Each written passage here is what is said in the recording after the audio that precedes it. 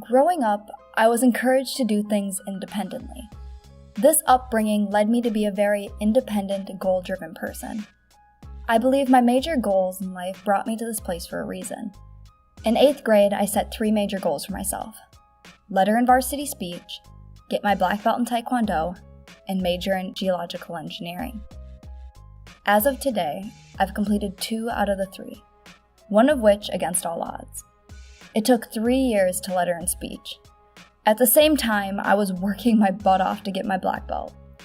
When I joined my class, most of the students had already been in the class for 4 or more years. In International Taekwondo Federation, I had a grandmaster flown in from Ireland to judge my final. I practiced every day to catch up to the others in my class. My instructor told me testing with the class so far ahead of me was so unrealistic, but I managed to do it.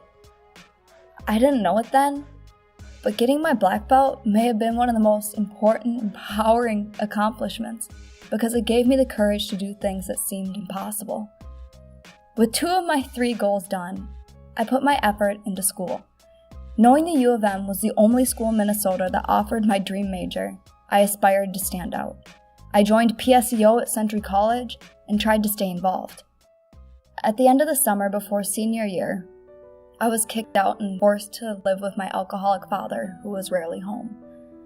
My outgoing, fearless personality got me involved with people who didn't really contribute to society.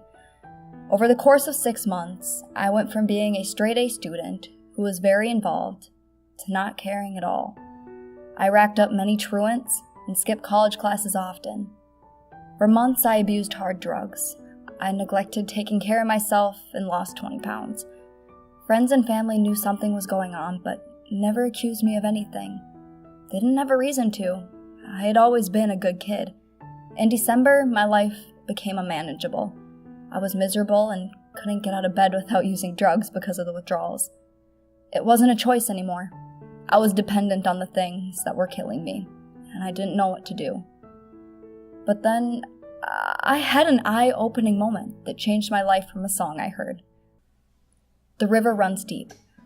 The artist raps about how a 19-year-old boy had to decide a path in life, drug addiction or college. This song reminded me about my goals and how much I'd worked already. It inspired me to ask for help and to get into rehab. Knowing I wasn't welcome at my mom's house anymore, I reached out to my older brother for help. He helped me reach out to my parents. My mom told me if I wanted help, I had to find it myself, but she would pay for it. It took another month after that to get the courage to say goodbye to the people and drugs that seemed to be like my best friends at the time. Going away and dropping everything was extremely hard. Missing 1 week of school was hard enough to catch up on, but a month in rehab seemed impossible to catch up with.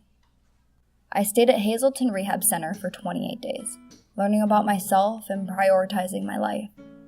While I was there, I found out that I was accepted to the U of M. Coming home felt 100% different from leaving. I had to complete many credits in order to graduate on time and to still receive my admission to the U of M. But I was determined to make all these obstacles count. I had goals to achieve and a better version of me in mind, and nothing was going to get in my way.